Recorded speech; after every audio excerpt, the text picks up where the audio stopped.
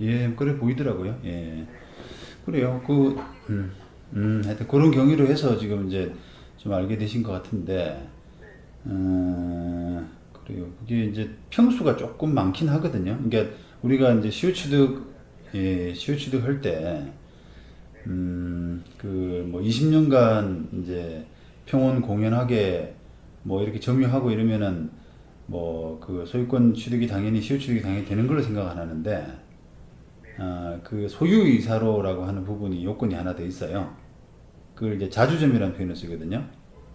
근데 그걸 내 땅 이게 이렇게 이것처럼 이제 경계를 침범한 이런 경우에 평수가 너무 많게 되면은 자주점유라고 하는 그 부분에서는 좀 불리할 수 있는데 요게 지금 5평 정도라 그랬나요? 5평 정도라 그랬나요? 그래요. 예, 말씀해 보시죠. 네.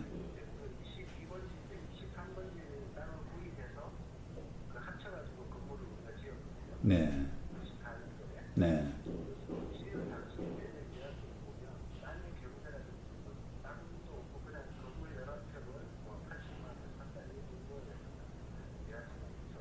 예.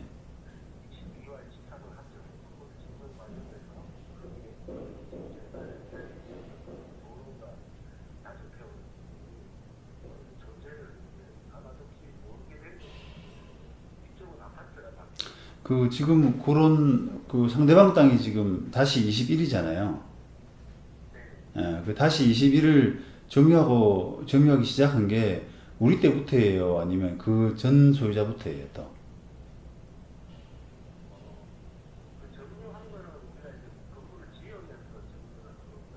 건물을 지으면서? 그럼 우리 때부터 점유했다 봐야 되는 거죠?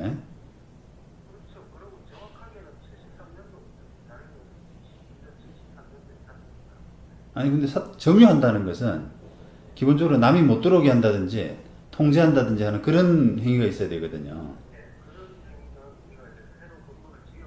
예.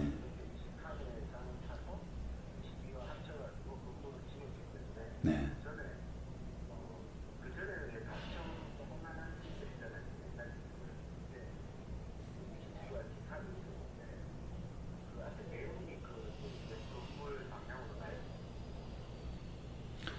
하여튼 지금 다시 21을 점유하기 시작한 것은 90년도에 예, 건물 지으면서라는 거 아닙니까? 그 제 말씀은 이제 그때 지으면서 뭐 측량이나 이런 걸 뭐 할 수도 있는데 평수가 너무 많은 평수가 너무 많으면 평수가 너무 많으면 자주점유라는 부분에서 문제가 생겨요. 우리가 아무리 그거 내 땅인 줄 알았는데라고 이렇게 하더라도 만약에 그 땅이 뭐 10평, 20평 이렇게 되면은 누가 보더라도 그거는 그냥 고의로 넘어갔다라고 남의 땅인 줄 알고 고의로 넘어갔다라고 볼 여지가 더 강하거든요. 크거든요. 근데 이제 5평이면 조금 논란이 될 수가 있습니다. 네.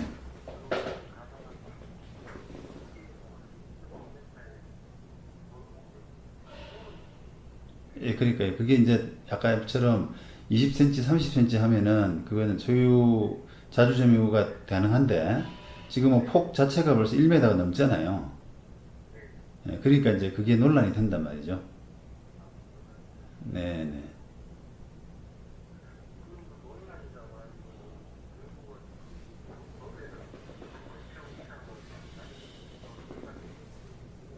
아니죠. 예. 아니죠. 여러 가지 법원이 이제 상황 종합해서 그냥 판단하는 겁니다.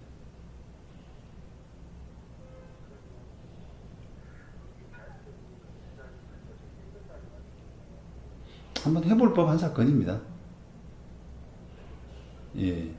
그리고 이제 그게 항상 시효취득 사건에서 경계해야 될 부분은 그 상대방 시효취득 대상 토지의 소유권이 바뀌어버리게 되면 바뀐 소유자한테는 기본적으로 청구할 수가 없거든요.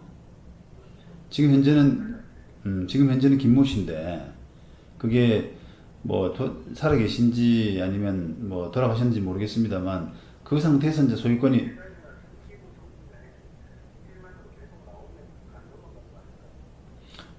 사망하고도 정리 안 된 재산들이 있거든요. 상속 등기가 안 된다든지 있단 말이에요. 그러니까 저 상속이 아니라 이제 매매라든지 이런 걸로 해서 다른 사람한테 넘어가 버리면은 아예 이제 아니 아예 아예 청구 자체가 안 돼요. 무효라는 표현을 쓰기는 어렵고요.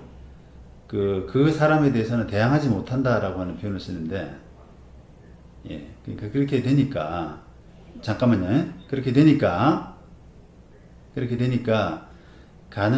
이제, 재판을 해서 이길 가능성도 있고, 질 가능성도 좀 있다라고 한다면, 차라리 그런 가능성을 좀 가지고 하는 게 낫지.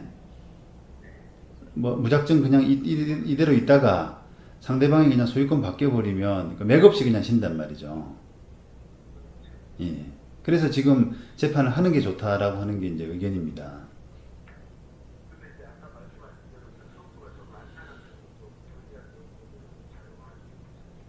예. 네, 네. 네.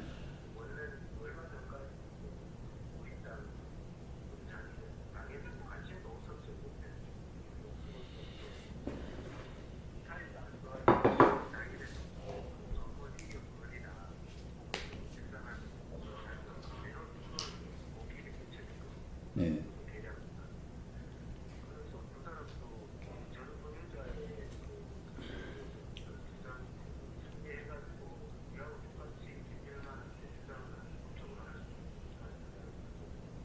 아, 이제 그 사람도요?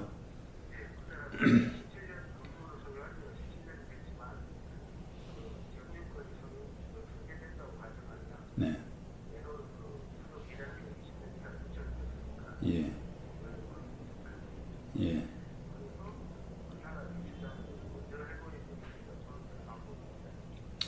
그러니까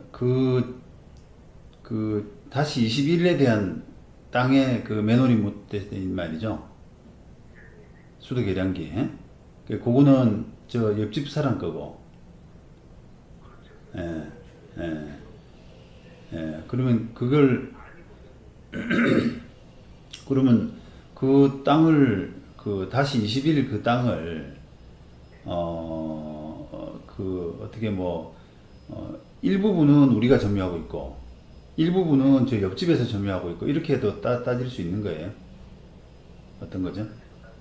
아, 그렇게 따져볼 여지가 있냐 이 말입니다. 예.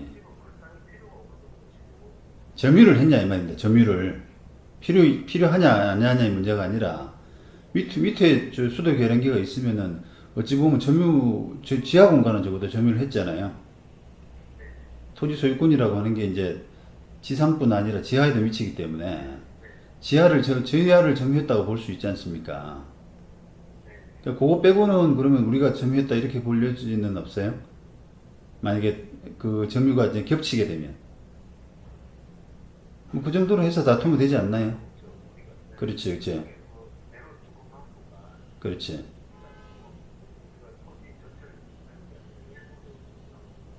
그렇죠. 그러면 오히려 우리가 아까 말씀드린 자주 점유라고 하는 부분에서 면적이 좀 줄어들 필요도 있는, 그렇죠. 맞아요. 뭐 그런 여지도 있고 하니까, 네. 상대방이 보니까 옆집은, 조금 제가 말씀드릴게요. 예? 상대방 옆집은 지금 뭐 분위기상으로 보니까 맨홀 그거 말고는 점유했다고 볼 수는 없잖아요. 그죠? 아니, 그 문제가 아니고요, 좀. 아이, 참네. 어디 살고가 중요한 게 아니라요. 땅에 대한 지배권의 문제입니다. 뭐, 옆집에, 예를 들면 새를 놔가지고, 그 새를 사는 사람이 뭔가 그 땅을 점유할 수도 있는 거 아닙니까? 근데 이제 그게 아니라 맨홀 정도로 그냥 이렇게 지하에 묻혀놓은 정도로 보이네요. 예, 그래요. 그러니까 그렇기 때문에 그 이상의 점유는 없어 보이거든요. 그렇다 그러면 그 외의 나머지 부분은 우리가 점유했다. 그런 정도로 이론 구성하면 되겠네요.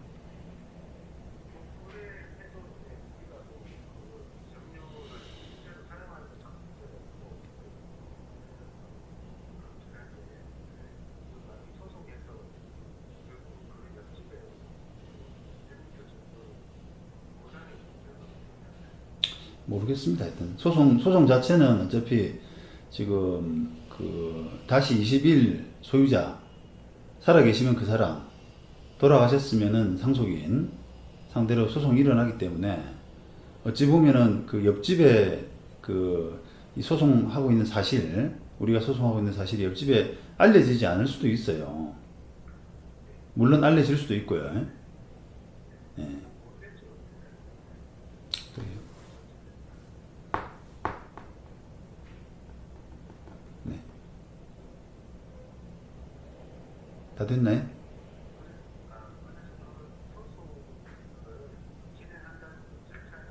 예.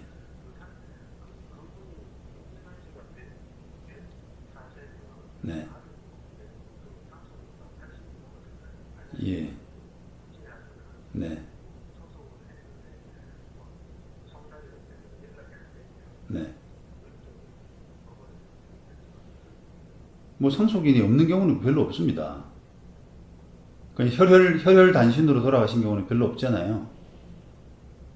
상속이라는 게 상속 상속이라는 게 자녀뿐 아니라 형제라든지 또 형제의 자손들이라든지 이렇게 대습 상속 이렇게 되게 여러 가지 경우가 있기 때문에 상속인이 없는 경우는 없어요, 별로. 그러니까 자손의 자손인 거죠, 뭐.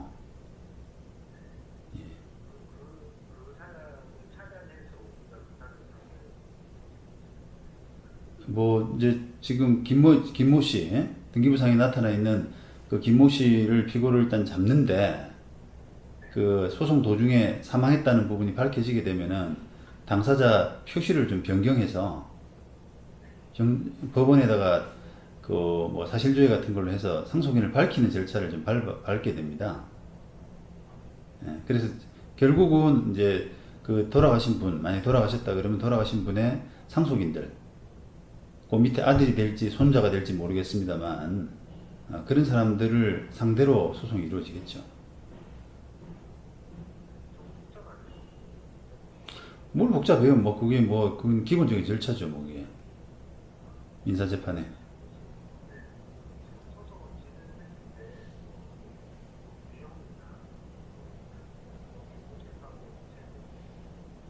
그 가치가 어느 정도 되나요? 지금 시우치도 주장하고 있는 게. 그 다섯 평 말씀하시는 건가요? 다섯 평 통틀어서 평당. 그럼 뭐 다섯 평이면 한 1,000만 원. 네. 그럼 별 값어치가 없잖아요.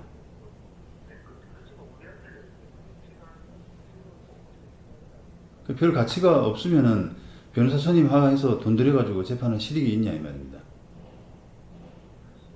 네. 변호사 선임 하려 그러면은 만약에 이제 제 경우 같으면은 여기 서초동에서 그 북부법원 관할이 북부법원인데 북부법원에 이제 소송 다닐라 그러면은 그래도 이게 꽤나 뭐 좀 아까 상속인들 찾고 조정도 하고 상속인들 나타나면 보통 다 들어오잖아요. 그냥 땅 뺏길 사람이 어디 있어요. 그러면 또 협의도 하고 법원 입장에서는 조금 싸게 팔면 어떻겠냐라든지 그런 부분이 있어서 이게 사건 규모는 작지만은 꽤나 재판이 길어질 사건이거든요. 그렇기 때문에 제 생각에는 한 550 정도는 받아야 될 것 같습니다. 보수를. 예. 그래서 아니 그러니까 그렇게 하실지 아니면 그냥 당사자가 이제 직접 출석은 하시고 저희들이 서류만 좀 해가지고 그렇게 도와드리는 그런 방법을 하면 한 220만 원 정도. 예. 예, 그렇습니다.